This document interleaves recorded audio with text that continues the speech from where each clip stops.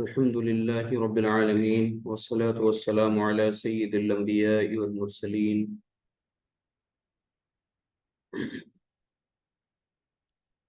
رب اشرح لي صدري ويسر لي أمري واحلل عقدة من لساني يفقهوا قولي ربي يسر ولا تعسر وتمم بالخير آمين يا رب العالمين۔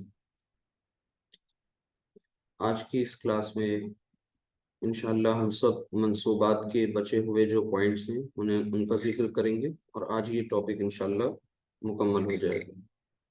پچھلی کلاس میں آپ نے مفاعیل خمسہ پڑھا تھا۔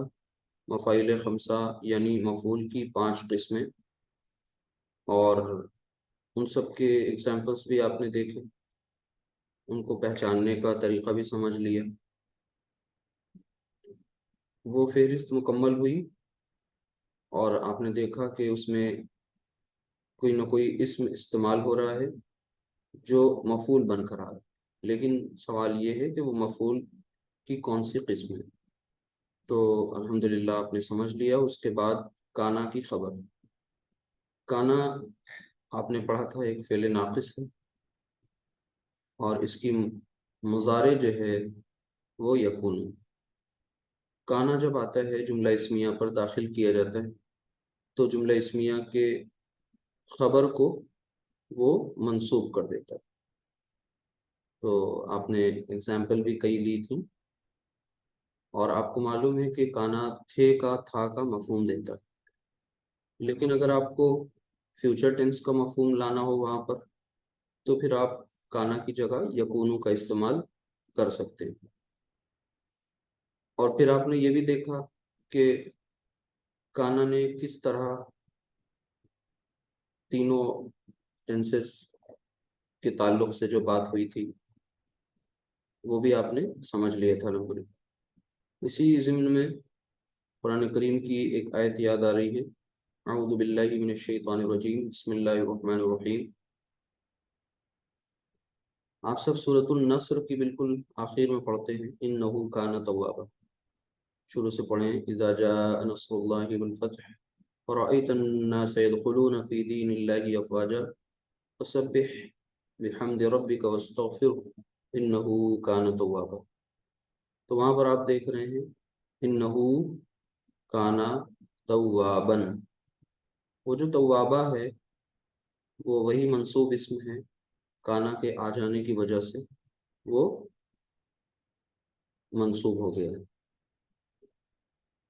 تو باقی آپ نے اور بھی ایگزامپلس دیکھی تھی کل۔ آج ہم لوگ پڑھیں گے اگلا پوائنٹ اپنا، اور وہ ہے کل تک شاید 9 پوائنٹس ہو چکے تھے، آج ہم اپنے اس کا 10 نمبر مینشن کریں گے، سیریز سیکوینس۔ ٹھیک، اس میں دیکھیے ہم سب کو اب حال پڑھنا ہے، ٹھیک ہے، اور مستثنی اور تمیز، یہ 3 اہم پوائنٹس ہیں جنہیں مکمل کر لیں اور یہ فہرست بھی مکمل ہو جائے گی۔ دیکھیے حال کیا ہوتا ہے اسے سمجھ لیجئے۔ حال ایک منصوب اسم ہے، مطلب یہاں پر اس کا نام ہی حال ہے۔ اب یہ ایک منصوب اسم ہوگا، یعنی یہ ایک ایسا منصوب اسم ہے کہ ہم سب کو یہ معلوم ہے اچھی طرح کہ ہم لوگ جو بھی کچھ پڑھ رہے ہیں اس میں اسم کے حالت نصب میں جانے کی وجہ جان رہے ہیں۔ تو ایک یہ بھی ہے کہ یہ حال ایک ایسا منصوب اسم ہے، ایک ایسا اسم جو منصوب ہے حالت نصب میں۔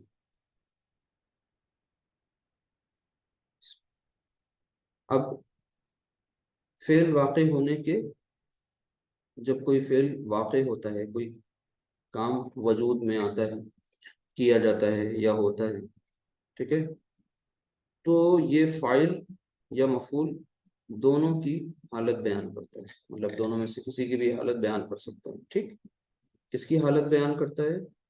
فاعل کی یا مفعول کی۔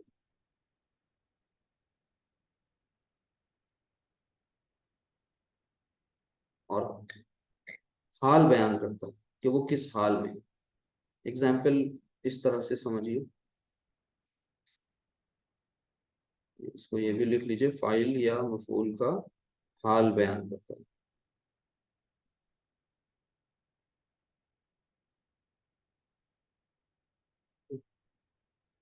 اور سے دیکھیے کہ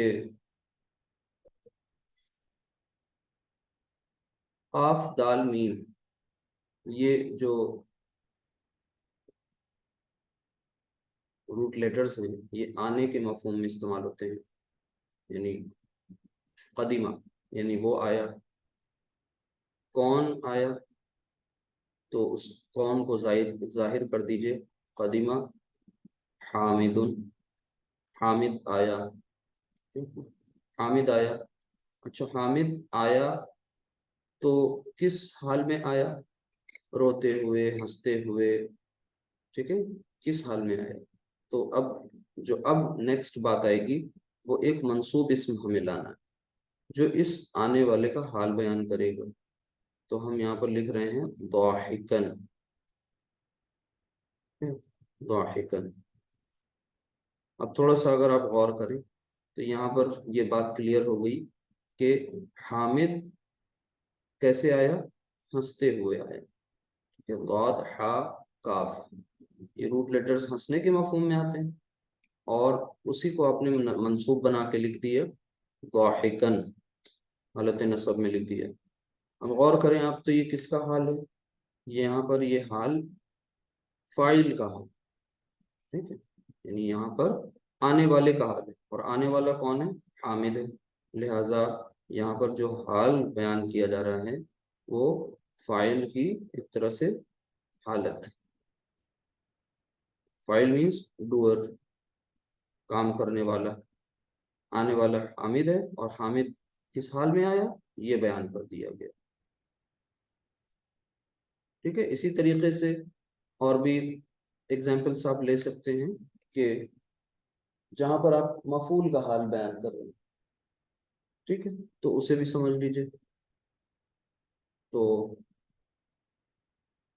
جیسے آپ نے لکھا وجد تو، ٹھیک ہے، پانے کے مفہوم میں آتا ہے وجد تو، یعنی میں نے پایا۔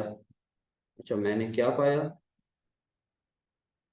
تو کسی کو روتے ہوئے پایا، کسی کو ہنستے ہوئے پایا، کسی کو خوف میں دیکھا، ہے نا؟ تو یہ آپ نہیں ہیں، یہ کہنے والا فاعل خود نہیں بلکہ کسی اور کے ساتھ وہ ایسا حال دیکھ رہا ہے۔ تو وجد تو، میں نے پایا، حامدن،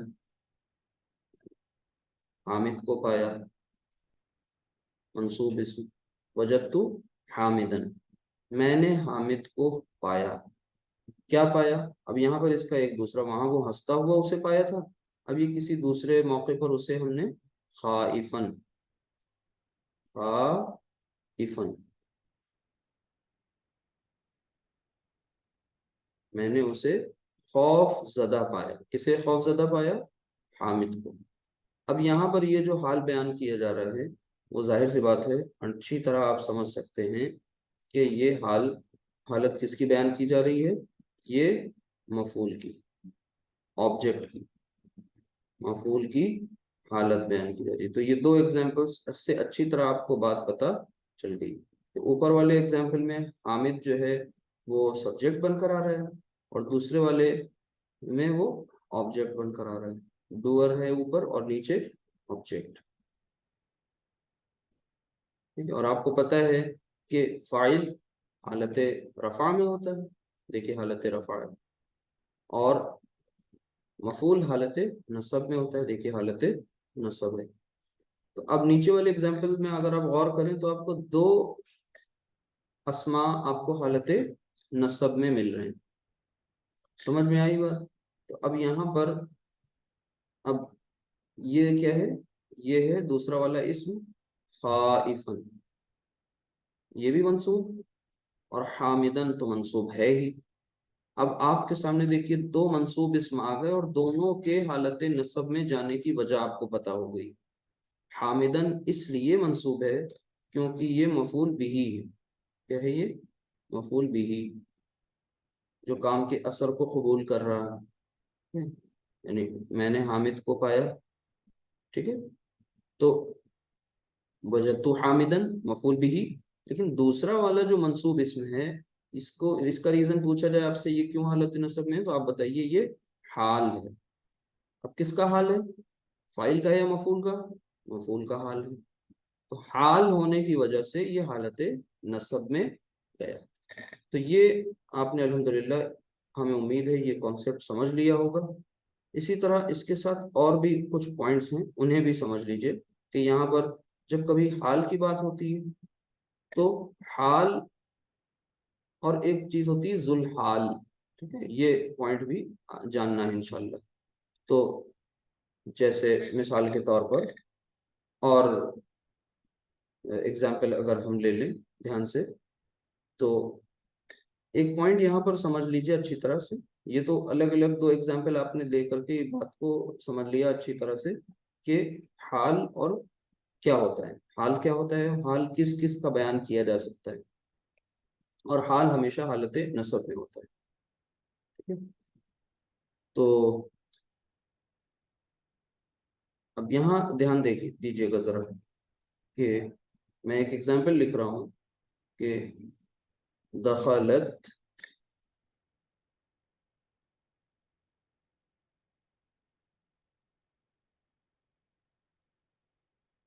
دخلت چوتھا صیغہ ہے تا ساکن والا. آپ سمجھ سکتے ہیں کہ چوتھے صیغے کا معاملہ کیا ہوتا ہے، واحد مؤنث غائب. اب اس کا فاعل ابھی فی الحال اس کے اندر ہے، وہ ہے ہیا. وہ ظاہر بھی ہو سکتا ہے. دخلت، دخلت آگے آپ لکھ لیجئے فاطمۃ، فاطمۃ. اب فاطمۃ نہیں کہنا، غیر منصرف ہے، لہٰذا صرف سنگل پیج سے کام چلانا ہے، ڈبل حرکت نہیں آئے گی. دخلت فاطمۃ یعنی فاطمہ داخل ہوئی. کہاں؟ فل غرفت، غرفہ یعنی کمرہ، فی الغرفتی، اور آگے فی الغرفتی ضاحی، ضاحکۃ. اب یہاں ایک پوائنٹ نوٹس کرنا ہے، وہ اچھی طرح سے سمجھنا ہے. میں نے آپ کو بتایا کہ جب کبھی حال کی بات ہوتی ہے تو وہاں پر حال اور ذوالحال دو باتیں آتی ہیں. دھیان سے دیکھیے گا، جس اسم کا حال بیان کیا جائے وہ کیا کہلاتا ہے؟ ذوالحال. اور یہ حال ہے. اگر آپ سے پوچھیں یہ ضاحکتن کس کا حال ہے، اوپر یہ بات آ چکی ہے ضاحکن، وہاں پر حال کس کا تھا؟ حامد کا. یہاں حال کس کا ہے؟ فاطمہ کا. دونوں میں فرق کیا ہے؟ حامد مذکر، فاطمہ مؤنث. نیچے والے جملے کا ترجمہ آپ نے کر بھی لیا ہوگا. دخلت وہ داخل ہوئی، کون؟ فاطمہ. فاطمہ داخل ہوئی. فی الغرفتی کمرے میں داخل ہوئی. ضاحکتن ہنستے ہوئے. اوپر والے اگزامپل کا مطلب تھا حامد ہنستے ہوئے آیا، تو دونوں کا حال بیان کیا گیا، یہاں حامد کا اور یہاں فاطمہ کا. ٹھیک ہے، تو پہلی والے اگزامپل میں دیکھیے حامد کیا ہے؟ ذوالحال، اور ضاحکن کیا ہے؟ حال. اس بات کو سمجھنا ہے. اسی طریقے سے دوسرے والے اگزامپل میں فاطمۃ یہ ذوالحال ہے، اور ضاحکتن یہ اس فاطمہ کا حال بیان کیا جا رہا ہے. تو اب ایک پوائنٹ آپ اچھی طرح یہاں نوٹ کر سکتے ہیں کہ دیکھیے حامدن کیا ہے؟ مذکر، لہذا حال بھی دیکھیے مذکر ہے. ٹھیک ہے، اچھا حامد واحد ہے تو ضاحکن بھی واحد ہے. اس کے بعد دیکھیے فاطمہ تو یہ کیا ہے؟ مؤنث ہے، تو ضاحکتن یعنی ضاحکن کی مؤنث فارم ضاحکتن آئی، اور ضاحکتن جو ہے وہ بھی مؤنث ہے. دونوں واحد ہیں، یعنی حال اور ذوالحال یہ جو دو پوائنٹس آئے نا سامنے آپ کے، یہاں پر میں لکھ دے رہا ہوں ذوالحال، حامد کیا ہے؟ ذوالحال، جس کا حال بیان کیا جائے۔ ذو کے معنی عربی میں ہوتے ہیں والا، ٹھیک ہے، تو ذوالحال یعنی حال والا۔ تو اب کون ہے حال والا؟ حامد۔ اچھا، ضاحکن کیا ہے؟ اس حامد کا حال ہے۔ اسی طرح یہاں بھی فاطمہ کیا ہے؟ ذوالحال، اور اس کا حال کیا ہے؟ ضاحکتن۔ تو اس کا مطلب یہاں ایک پوائنٹ آپ نے نوٹ کیا امپورٹنٹ، وہ یہ کہ ذوالحال اور حال میں جنس و عدد کے اعتبار سے کیا ہونی چاہیے؟ مطابقت ہونی چاہیے، کمپیٹیبلٹی ہونی چاہیے، جنس و عدد کے اعتبار سے مطابقت۔ یعنی اگر آپ کا ذوالحال مذکر ہے تو حال بھی مذکر، اگر ذوالحال واحد ہے تو حال بھی واحد۔ یہ پوائنٹ آپ نے یہاں نوٹ کر لیا، امپورٹنٹ پوائنٹ تھا اور سمجھ بھی لیا الحمدللہ، ٹھیک ہے۔ یہ یہاں پر حال ذوالحال کا کانسیپٹ بھی آپ کو آ گیا، اللہ کا شکر، ٹھیک ہے۔ اچھا، اسی میں بات اگر اور تھوڑا اس کو آگے بڑھا لیں، وہ کیا ہے؟ دخلت فاطمہ فی الغرفۃ ضاحکۃ، فاطمہ کمرے میں ہنستے ہوئے داخل ہوئی، اور خرجت، خرجا، خرجت چوتھا صیغہ، اور وہ باہر نکلی، کہاں سے؟ من ہا، اس میں سے، ہا غرفہ، یہ ضمیر جو ہے ہا وہ کس کی طرف جا رہی ہے؟ غرفہ کے طرف، اور غرفہ کیا ہے؟ مؤنث، کمرہ، منہا، اور اس سے باہر نکلی، آگے کیا ہے؟ باقیتن، روتے ہوئے، باقی یتن۔ تو اب دیکھیے یہاں بھی دیکھیے دونوں میں مطابقت پائی جا رہی ہے، دونوں میں مطابقت، خرجت اور باقی یتن۔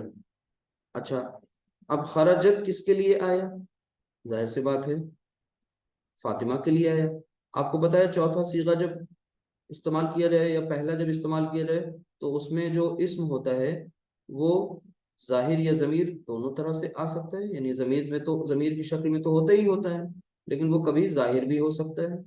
تو یہاں پر پہلے والے جملے میں وہ ظاہر ہو گیا تھا، اور دوسری والی کنسٹرکشن میں وہ ہیا کی شکل میں اس کے اندر موجود ہے، اور دوبارہ اس کا نام نہ لایا گیا اور لکھ دیا گیا، اور وہ باہر نکلی منہا، اس میں سے، باقیتن، روتی ہوئی۔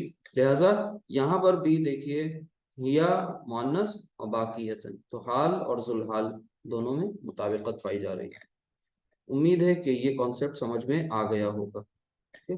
اسی طرح قرآن کریم میں سورہ آل عمران کو اوپن کریے، اس کی بالکل آخری آیات میں، یعنی آخری رکوع میں اگر آپ پڑھیں گے، ٹھیک ہے، تو آپ وہاں پر پڑھیں گے کہ ایمان والوں کا ذکر کیا جا رہا ہے، الذین یذکرون اللہ قیاما، الذین وہ لوگ جو یذکرون ذکر کرتے ہیں، کس کا؟ اللہ، اللہ کا، ٹھیک ہے، اللہ کا ذکر کیا کرتے ہیں، قیاما، ٹھیک ہے، قیاما قائم ہوتا ہے، قائمن، تو قائمن کی جمع ہے،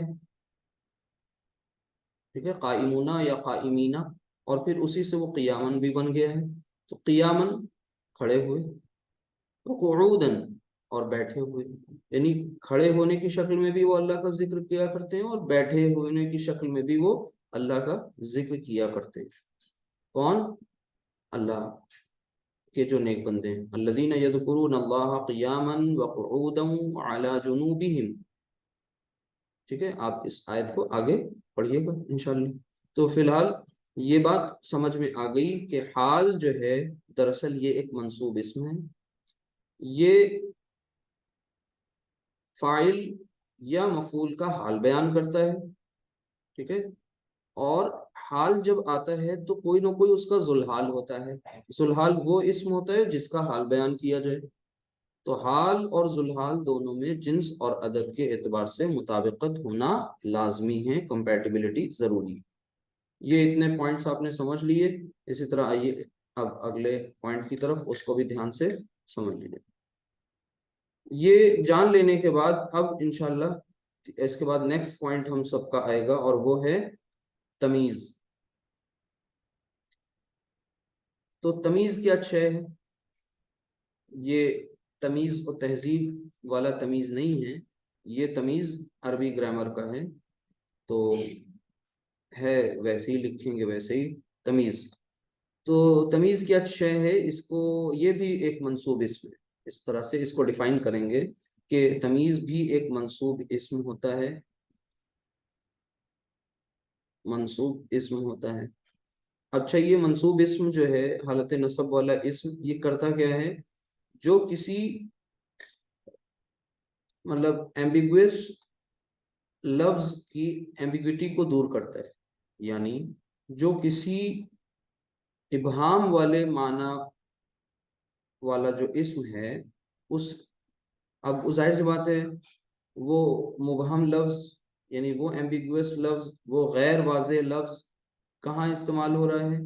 کسی جملے کے اندر آ رہا ہے، تو وہ کسی کنسٹرکشن میں جب آتا ہے تو وہ ابہام کو دور کرتا ہے، مطلب کو واضح کر دیتا ہے، ٹھیک ہے؟ اور ایسے اسم کو کہتے ہیں ممیز، ممیز، ٹھیک ہے؟ اس کو دھیان سے سمجھ لینا۔ یعنی یہاں پر ایک پوائنٹ، ایک ورڈ میں بار بار بول رہا ہوں، ابہام، اس کو سمجھ لیجئے۔ ایک ابہام کی ہی ایک دوسری فارم ہے مبہم، مبہم۔ یہ مبہم یا ابہام کیا ہے؟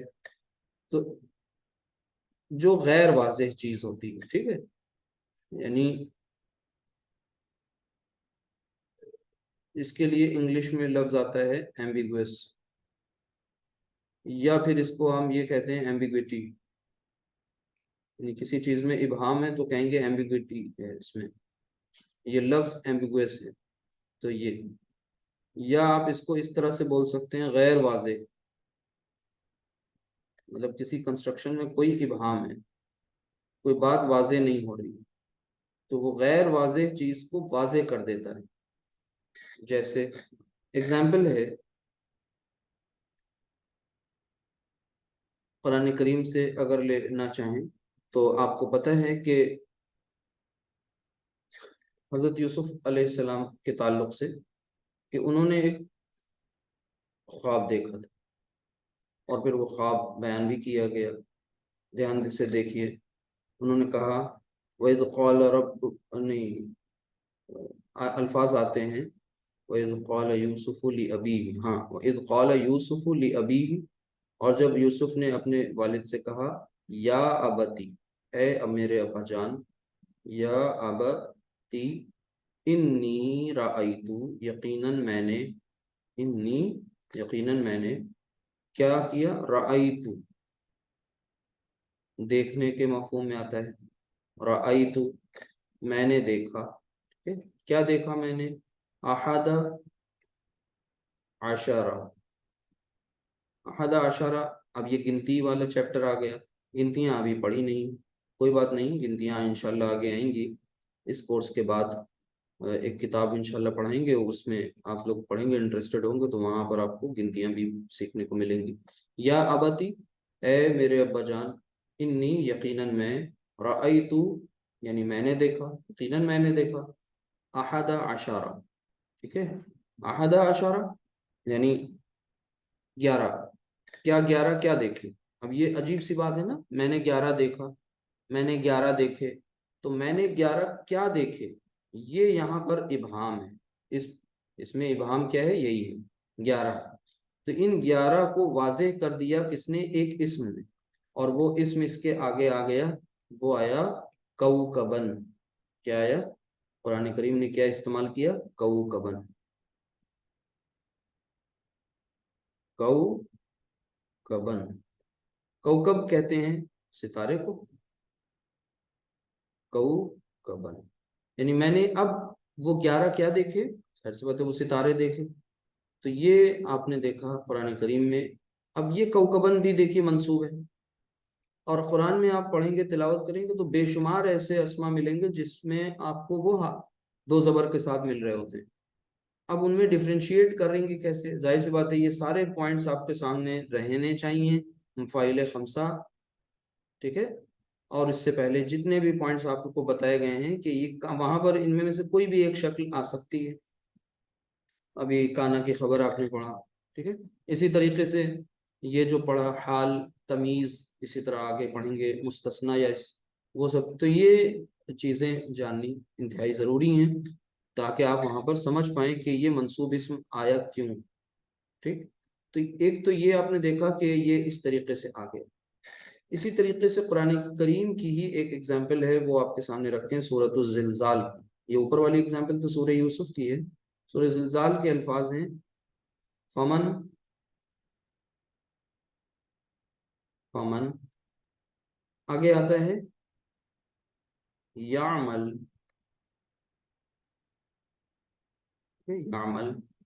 اچھا اب یہ فمن یعمل نہیں پڑھیں گے، ظاہر سی بات ہے تجوید کے قاعدہ اپلائی کریں گے تو یہ فمن یعمل ہو جائے گا، آپ کو معلوم ہے یہاں پہ شد لگ جاتی ہے اور پھر یہ ڈراپ ہو جائے گا، فمن یعمل، یہ ڈائریکٹ اس میں مل جائے گا آ کر کے فمن یعمل کیا، مثقال، مثقال، سورہ زلزال کی آخری دو آیات میں یہ الفاظ آتے ہیں، مثقال ذرۃ، مثقال ذرۃ۔ اب دھیان سے دیکھیے، فمن اور جو کوئی یا جس کسی نے، یعمل عمل کیا، ٹھیک ہے؟ مثقال ذرۃ، یہ کنسٹرکشن ہے، ایک مرکب ہے، مثقالہ، دیکھیے تنوین نہیں ہے اس پہ اور الف لام داخل نہیں ہے، تو آپ کا شک گیا کہ یہ مضاف ہو سکتا ہے۔ شک کو یقین میں تب تبدیل کرتے ہیں جب آگے آپ کو ایک مجرور اسم مل جائے ذرتن، لہٰذا اب آپ نے نتیجہ نکالا کہ یہ پوری کنسٹرکشن مرکب اضافی ہے، مثقال ذرتن یعنی ذرے کے ہم وزن، ذرے کے برابر، ٹھیک ہے؟ فمن یعمل مثقال ذرۃ، جس کسی نے بھی ذرے کے ہم وزن، ذرے کے برابر عمل کیا۔ آگے اب وہ عمل کیا، ابھی یہ ادھوری بات ہے، کیسا عمل کیا، کون سا عمل کیا، اس بات کو دور کرنے کے لیے، اس کے ابہام کو دور کرنے کے لیے یہاں پر لایا گیا ایک منصوب اسم، اور وہ لایا گیا خیرن، ٹھیک ہے؟ الحمدللہ۔ تو فمن یعمل مثقال ذرۃ، جس کسی نے بھی ذرے کے ہم وزن خیر کا عمل کیا، نیک عمل کیا، ٹھیک ہے، بھلائی کی، آگے لکھا ہے یرہو، تو وہ اسے کیا کر دے گا، دیکھ لے گا، یرا، ہو یعنی وہ اسے دیکھ لے گا۔ اب جب یہ اس میں ملائیں گے تو تجوید کے پھر یہاں قاعدے اپلائی ہوں گے اور خیرین یرہو ہو جائے گا، اصل گرامر کے اعتبار سے الگ الگ اس طرح سے کہ فمن یعمل مثقال ذرۃ خیرا یرہ، ٹھیک؟ تو یہ آپ نے اس میں دیکھا کہ ایک منصوب اسم یہاں بھی ہے، ایک منصوب اسم یہاں بھی ہے، کوکبن بھی منصوب، خیرن بھی منصوب، تو یہ دونوں منصوب اسم ہیں، یہ کیا کر رہے ہیں، جملے میں جو ابہام آ گیا ہے، بات کچھ غیر واضح سے تھی، اس اسم نے آ کر کے اس غیر واضح انکمپلیٹ بات کو پورا کر دیا، ٹھیک ہے؟ اب تھوڑا سا اگر آپ غور کریں تو پہلے والے سینٹنس میں جو ابہام تھا وہ عدد کے تعلق سے تھا، مطلب نمبر کے تعلق سے تھا، کیسا؟ احد عشرہ، 11 کیا ہوتا ہے، نمبر ہوتا ہے، یعنی یہاں پر جو ابہام دور کیا وہ گیا، وہ کون سا ابہام تھا، عدد کا ابہام تھا، عدد کی ایمبیگوٹی، ٹھیک ہے؟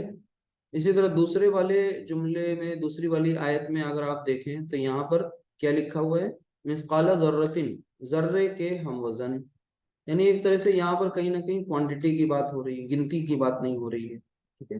تو یہاں پر جو جس چیز کا ابہام ہے وہ کس چیز کا ہے، مقدار کا ابہام، مقدار کا ابہام۔ اچھا یہ عدد مینس نمبر، آپ جانتے ہیں جہاں گنتی انوالو ہوتی ہے 1 2 3، اور مقدار مینس کوانٹٹی، جہاں پر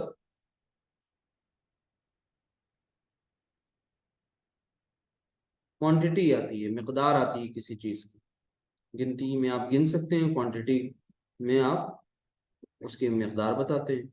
तो बहरहाल ये दोनों तरीके के इबहाम को दूर करने वाला एक मंसूब इसम क्या कहलाता है? तमीज कहलाता है। ठीक है, कभी कभी ये किसी एक लफ्ज का इबहाम को दूर करता है और कभी पूरे पूरे जुमले के इबहाम को दूर करता है। अब ये ऊपर वाली एग्जाम्पल्स में आप देख रहे थे, यहाँ पर ये कहीं ना कहीं एक पर्टिकुलर कंस्ट्रक्शन जो थी उसका इबहाम। अब आगे और एग्जाम्पल अगर आप देखें थोड़ा सा, तो उसमें आप देखिए ये किस चीज के इबहाम को दूर कर रहे हैं, कि इसी एक लफ्ज के इबहाम को नहीं बल्कि पूरे जुमले के इबहाम को दूर करता है। जैसे ध्यान से देखिए कि मैंने लिखा हामिदुन हामिदुन हसनुन, मतलब हामिद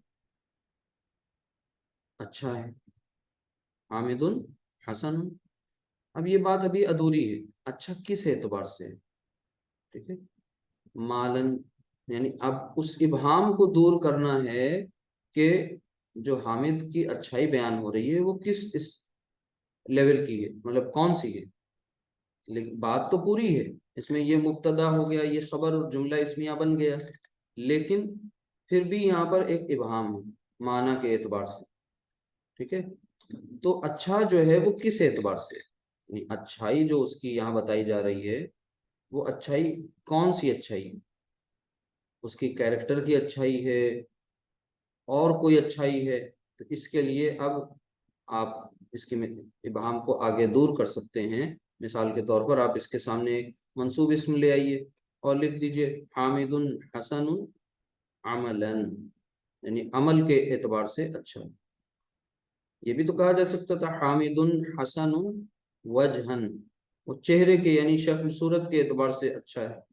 ठीक है, इसी तरह और भी आप कोई भी मंसूब इसम आगे ला सकते हैं और उस मंसूब इसम के जरिए इस जुमले में पाए जाने वाले पूरे पूरे के पूरे जुमले में पाए जाने वाले इबहाम को दूर कर सकते हैं।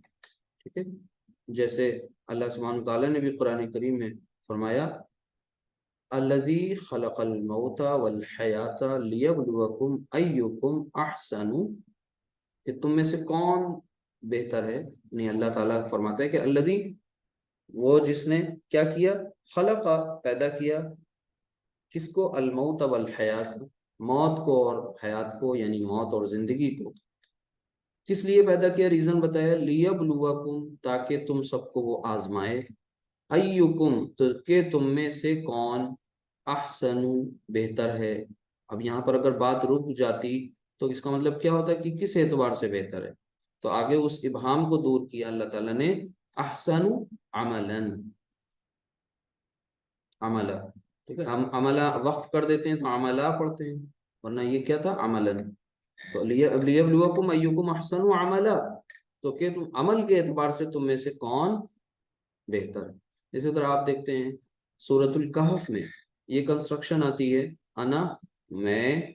जब उस दो बाग वालों का जो वाकया बयान हो रहा है सूरतुल कहफ में, चार वाकये आए हैं सूरतुल कहफ में। एक वाकया उसमें इसमें से है कि जहाँ दो बाग वालों का जिक्र हो रहा होता है, तो उसमें वो जो बदमाश टाइप का इंसान है वो अल्लाह के नेक बंदे से कहता है अना, मैं मैं मैं क्या हूँ, मैं ज्यादा हूँ, अना अक्सर, मैं ज्यादा हूँ, यानी मेरे पास कसरत है। अक्सरु, किस बात की कसरत है? अच्छा, जब ये अक्सरु अहसनु, ठीक है, ये जो आते हैं तो इसमें कहीं ना कहीं कंपैरिजन भी आ जाता है। किस एतबार से मैं तुमसे ज्यादा हूँ, मिन का, यानी तुझसे, मिन आप जानते हैं से, और का तुझसे, अना मैं अक्सरू, मैं ज्यादा हूँ, मेरे पास कसरत है, फरवानी है, मिन का तुझसे, किस एतबार से फरवानी है, ये था यहाँ इबहाम। उस इबहाम को दूर किया गया एक मंसूब इसम के जरिए और वो है मालन। किस एतबार से मैं तुमसे ज्यादा हूँ, माल के एतबार से, अना अक्सर मिन का मालन। ठीक है, और आगे शायद इसमें ये भी है कि अना अक्सर मिन का मालन, मालूम, मैं भूल रहा हूँ, नफौरन के भी अल्फाज है शायद। کہ مطلب اس کا یہ بھی کہنا تھا کہ نفری بھی میرے پاس زیادہ ہے، نفری مینس میرے پاس میری اولادیں بھی زیادہ ہیں، ٹھیک ہے، تو اس کا بھی اسے غرور تھا، گھمنڈ تھا. تو بے شمار اس طریقے کے ایگزامپلس آ سکتے ہیں، اور یہ بہت قرآن کریم میں استعمال ہوا ہے. جیسے ایک جگہ پر آیا ہے، سو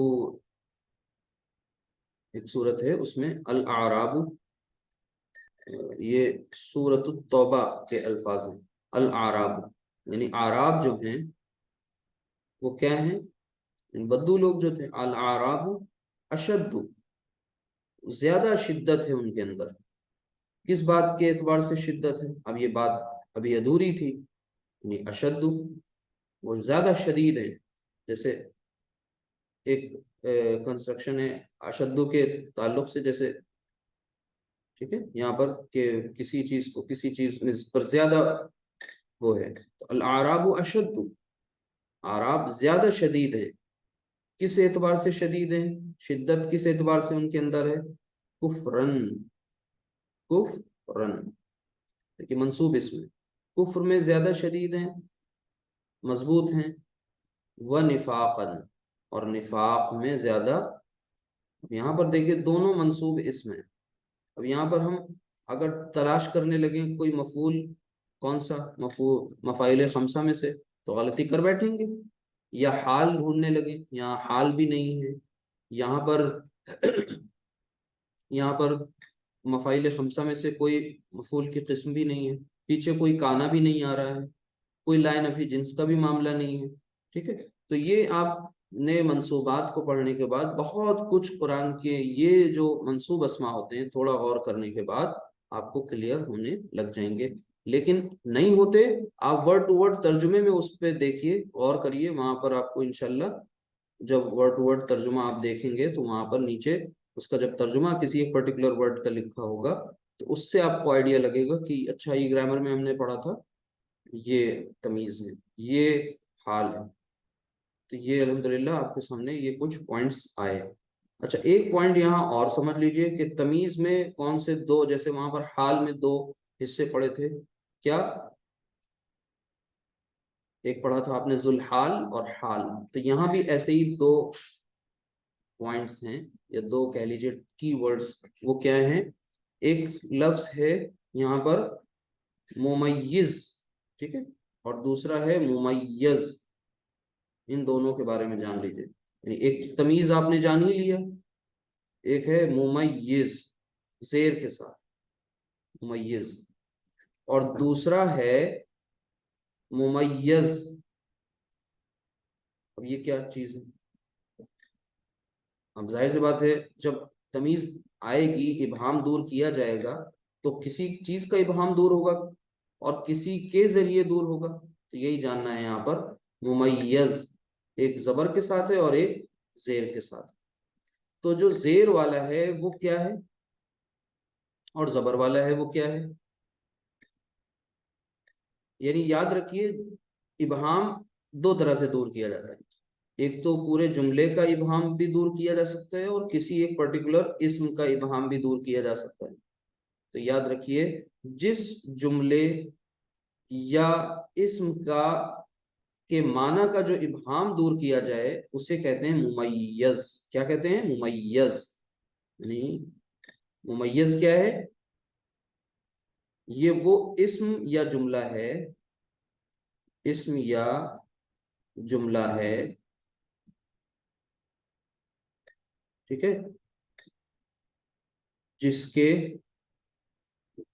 معنی کا ابہام دور کیا جائے. اور ممیز کون ہوگا؟ ظاہر سی بات ہے وہ اسم ہوگا جو دور کرے گا، جو مطلب کو واضح کرے گا. ٹھیک ہے، تو دو اس کے تمیز میں دو کہہ لیجئے یہاں پر دو کردار ہیں. ایک ہے ممیز. ممیز وہ اسم یا جملہ ہے جس کے معنی کا ابہام دور کیا جائے، اور ممیز وہ اسم ہے جو خود ابہام دور کرے گا. جس اسم، ٹھیک ہے، یا جملے کے معنی سے ابہام کو دور کرے اور مطلب کو واضح کر دے، وہ اسم یا جملہ کیا کہلائے گا؟ ممیز کہلائے گا، یعنی یہ دور کرنے والا ہے، اور یہ ابہام دور کرنے والا ہے، اور یہ جس کا ابہام دور کیا جائے اس اسم یا جملے کو کہیں گے۔ تو یہ دو پوائنٹس یاد رکھیے گا تمیز کے تعلق سے۔ اب آخری جو ہے ہمارے سامنے آخری منصوب کی کیٹیگری آ رہی ہے، اور اس کا نام ہے مستثنا۔ میم سین، ٹھیک ہے، مس، اور پھر اس کے بعد تا اور سا مستثنا، مستثنا، ٹھیک ہے۔ اس میں کیا چیز ہے، اس کو سمجھ لیں۔ دیکھیے یہ یہاں پر کوئی ایک گروپ ہوتا ہے، اس میں سے کسی ایک چیز کو الگ کیا جاتا ہے۔ اب یہ عام طور سے اللہ یا کوئی اور استثناء کے کچھ کلمات ہیں، ان کے بعد اس کا ذکر ہوتا ہے، اور اس سے پہلے یعنی دو باتیں سمجھ لیجئے۔ اب یہ کئی چیزوں میں سے کسی ایک کو یا کئی کو الگ کر دیتا ہے۔ جیسے میں نے کہا کہ زید کو چھوڑ کر سارے چلے گئے۔ اب کلاس میں تھے 12 اسٹوڈنٹس، 12 میں سے زید رہ گیا اور 11 جو ہے چلے گئے۔ تو اب 12 کے گروپ میں سے ایک نکل گیا، 12 کے گروپ میں سے ایک نکل گیا، بچے کتنے؟ 11۔ تو یعنی یہاں پر بھی کوئی 3 باتیں آ رہی ہیں انوالو، 3 پوائنٹس آ رہے ہیں۔ ایک وہ گروپ جس میں سے کوئی ایک چیز یا ایک گروپ پورا نکلے، ایسا بھی ہو سکتا تھا کہ 12 میں سے 3 رہ جاتے تو 9 بچتے۔ تو پتہ یہ چلا کہ یہاں پر ایک پرٹیکولر گروپ ہوگا، اس گروپ میں سے کچھ چیزیں رہ جائیں گی، چلی جائیں گی، روک لی جائیں گی، وہاں پر یہ مستثنا، استثناء یا حرف استثناء یہ پوائنٹس آتے ہیں۔ ان کو بھی زیادہ اچھی طرح آپ مثال کے ذریعے سمجھ سکتے ہیں، جب تک اگزامپل نہیں آئے گی تو بات کلیئر نہیں ہوگی۔ بہت سمپل سا اگزامپل یہی والا کہ اسٹوڈنٹس کلاس ہے، کلاس میں اسٹوڈنٹس ہیں، ٹھیک ہے۔ اب آرڈر دیا گیا سب کو، لیکن کسی نے بات مانی، کسی نے نہیں مانی، تو اب پورا کلاس ایک گروپ ہے جس میں سے اب 2 حصے ہو گئے، ایک وہ ماننے والے، ایک وہ نہ ماننے والے، ٹھیک ہے۔ ایک وہ جو چلے گئے، ایک وہ جو رہ گئے۔ تو یہ کیا کانسیپٹ ہے، اس کو سمجھ لیجئے۔ یہاں پر بھی ایک منصوب اسم انوالو ہوتا ہے، جیسے کہ ذہبہ، وہ گیا، کون گیا؟ ظاہر کر دیجئے، ذہبہ سارے طلبہ کو کیا کہتے ہیں؟ اس کی جمع جو ہوتی ہے طلاب بھی ہوتی ہے، اور ساتھ ہی ساتھ اونا ساؤنڈ کے ساتھ بھی آ سکتا ہے یہ۔ ذہبت طلاب، تمام اسٹوڈنٹس جو تھے یعنی سارے طلبہ چلے گئے۔ اس کا جملے کا مطلب اب تک یہی ہوا، لیکن آپ کو یہ نہیں کہنا ہے، آپ کو یہ بھی بتانا ہے کہ نہیں سب نہیں گئے، کوئی ایک رک گیا یا کچھ رک گئے، تو آپ اللہ کے بعد آگے لکھ دیں گے کون رک گیا یا کون نہیں گیا؟ اللہ حامدن۔ اب حامدن ایک منصوب اسم ہے، حامدن ایک منصوب اسم ہے، اور وہ اللہ کے بعد آ رہا ہے۔ اللہ جو ہے حرف استثناء ہے، اور حامدن جو ہے وہ اب یہاں پر سمجھنا ہے کہ کون سے 3 وہ انوالو ہوتی ہیں باتیں، ایک مستثنا منہو اور ایک مستثنا۔ اب یہ پوائنٹ سمجھ لیجئے، تو دھیان سے دیکھیے گا کہ ایک گروپ جو ہے، میں کہہ رہا ہوں نا بار بار کہ ایک گروپ ہے جس میں سے کچھ کو نکال دیا گیا اور کچھ رہ گئے، تو الطلاب کا ایک گروپ ہے اسٹوڈنٹس کا، جس میں سے حامد رہ گیا، باقی چلے گئے۔ بات یہ کہنی تھی، تو اس کو اس طرح سے کہا گیا ذہبت طلاب سارے طلبہ چلے گئے، الا سوائے حامدن، حامد کے۔ تو اب یہاں پر تین پارٹیاں یہاں آ گئی، ٹھیک ہے۔ ایک تو یہ الا ہے، الا کو کہتے ہیں، کیا کہتے ہیں؟ حرف استثناء، یہ کہلاتا ہے حرف استثناء، یعنی جو استثناء کے لیے حرف استعمال کیا جائے۔ اچھا، جس گروپ میں سے نکلا ہے کچھ، اس گروپ کو کہتے ہیں مستثنا منہ، یہ ہو گیا مستثنا منہ، ٹھیک ہے۔ اور یہ جو ہے حامدن، یہ مستثنا کہلاتا ہے، جو نکلا ہے وہ مستثنا کہلاتا ہے۔ اب یہ وہی چیز ہے ایکسیپشن جسے آپ کہتے ہیں، ٹھیک ہے۔ اور جب آپ دیکھیں یہ جملے میں لاتے ہیں یہ چیز، تو ایکسیپٹ بھی بولتے ہیں وہاں پر، یعنی سوائے، ایکسیپٹ دس بوائے، صرف اس لڑکے کے، باقی سب نے کام کر لیا۔ ایکسیپشن کیا ہوتا ہے؟ جہاں پر استثناء کا کیس، جہاں پر وہ رول اپلائی نہ ہو رہا ہو، اپواد جسے کہتے ہیں، ایکسیپشن۔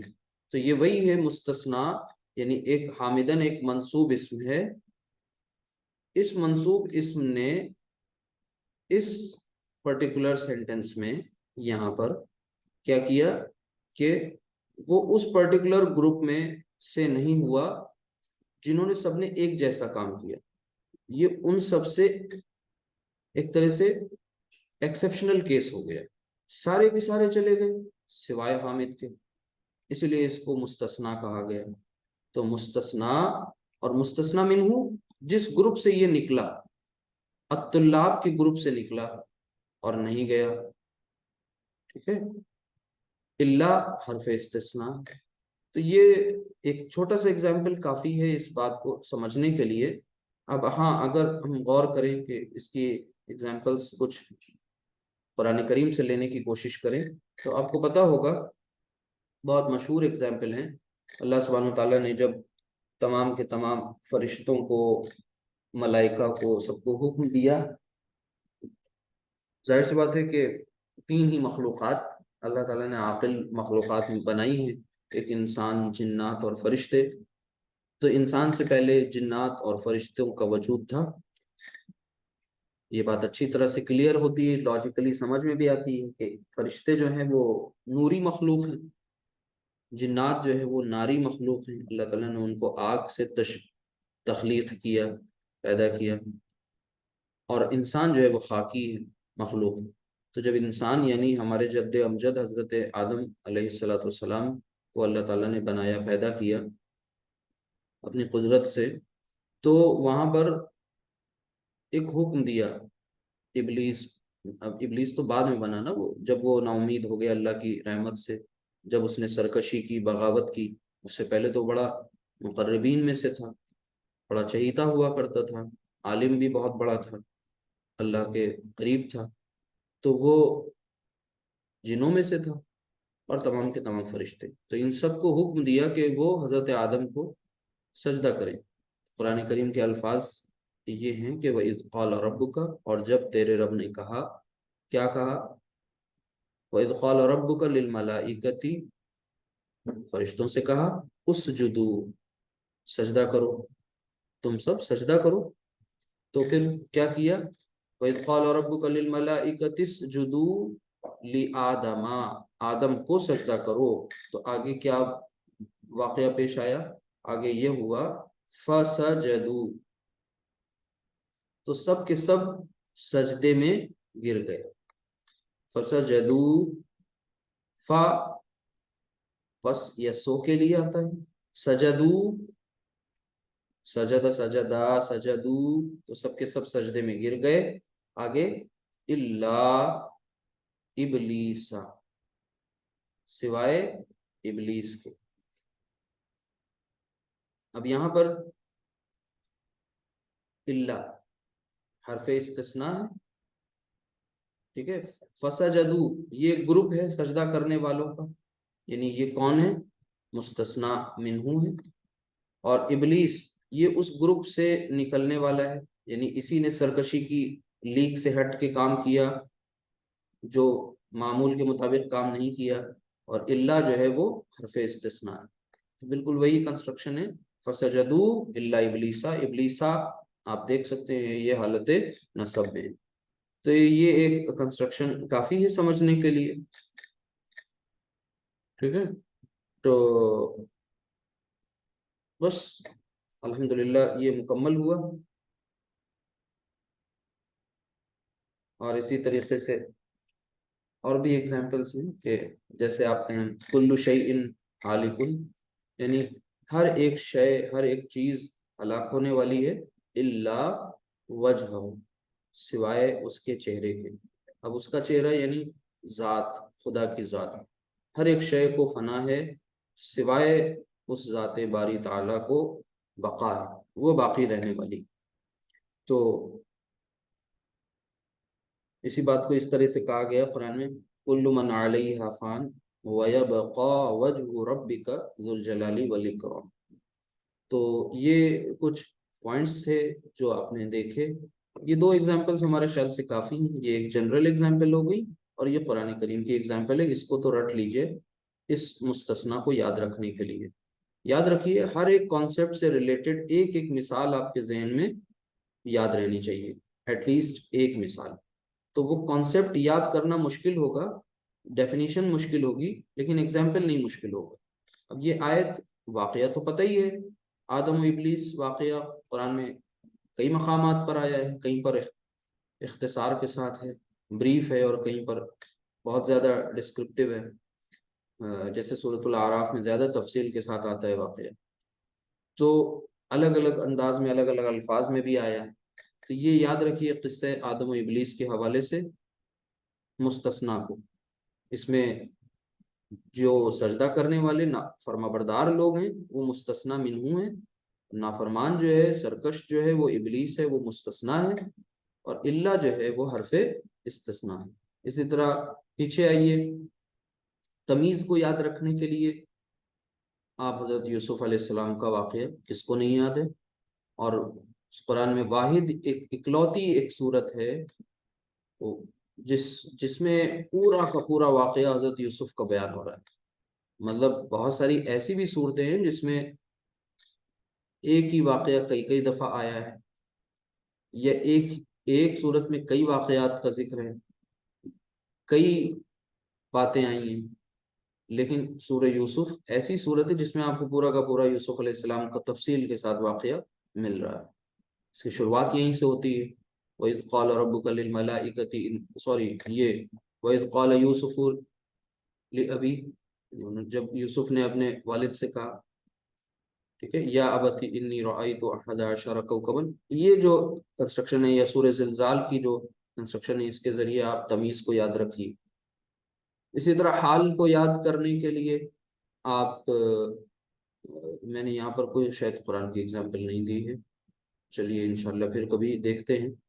تو حال کو اس طرح سے یاد رکھ لیجئے جیسے بتایا گیا ہے کہ یہ فاعل کا یا مفعول کا حال بیان کرتا ہے، اور اس میں دو باتیں ہیں، ایک ذوالحال اور حال۔ ذوالحال وہ اسم ہے جو جس کا حال بیان کیا جائے، اور حال وہ اسم ہے، ظاہر سی بات ہے، جو خود منصوب ہو اور وہی حال ہوتا ہے، جو فاعل کی یا مفعول کی حالت بیان کرے۔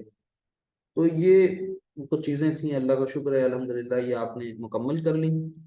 تو آج آپ کا یہ گرامر کا قرآن عربک کورس کے یہ دو حصے تقریباً مکمل ہو چکے۔ اب انشاءاللہ تیسرا انتہائی تھوڑا سا اہم حصہ ہے، اہم تو سب سے پہلا والا تھا جس میں بہت بنیادی چیزیں آپ نے سیکھیں، پھر اس کے بعد آپ نے سیکنڈ فیز میں پورا فعل پڑھا، فعل میں ماضی، مضارع، معروف، مجہول، ٹھیک ہے، یہ سب کچھ پڑھا الحمدللہ۔ اب آئے گا انشاءاللہ، اب کئی چیزیں امپورٹنٹ ہیں، تھوڑا سا کمپلیکیٹڈ بھی آئیں گی، تو وہ انشاءاللہ مکمل کر لیجئے۔ تو آپ کا یہ گرامر کا جو پورشن ہے، بیسک اور ایڈوانس لیول کی یہ گرامر قرآن کے تعلق سے، یہ انشاءاللہ مکمل ہو جائے گی۔ اس کے بعد جو چیزیں ہیں بیچ بیچ میں اسکپ کی گئی ہیں وہ آگے دوسرے فیز میں، یعنی پھر آپ جب انالیسس کر رہے ہوں گے اس ٹائم بتائی جائیں گی انشاءاللہ، یا پھر ایک مزید انٹرسٹ رکھنے والے لوگ ایک کتاب ہے وہ انشاءاللہ پڑھائی جائے گی، تو اس کے ذریعے بہت ساری چیزیں کلیئر ہوں گی۔ اللہ تعالیٰ سے دعا ہے کہ اللہ تعالیٰ ہم سب کو سمجھنے کی، قرآن کریم کے ساتھ اپنے تعلق کو مضبوط کرنے کی توفیق عطا فرمائے۔ اور ظاہر سی بات ہے ہم سب کے لیے دنیا میں سب سے بڑا کوئی اگر ایسیٹ ہے تو وہ یہی ہے کہ ہم قرآن کے ساتھ اپنے تعلق کو مضبوط کر لیں اور اسے سمجھنے والے بن جائیں۔ اس سے بڑا دنیا میں کوئی ایسیٹ نہیں۔ تو سبحانک اللہم و بحمدک، نشہد ان لا الہ الا انت، نستغفرک و نتوب الیک۔ السلام علیکم ورحمۃ اللہ وبرکاتہ۔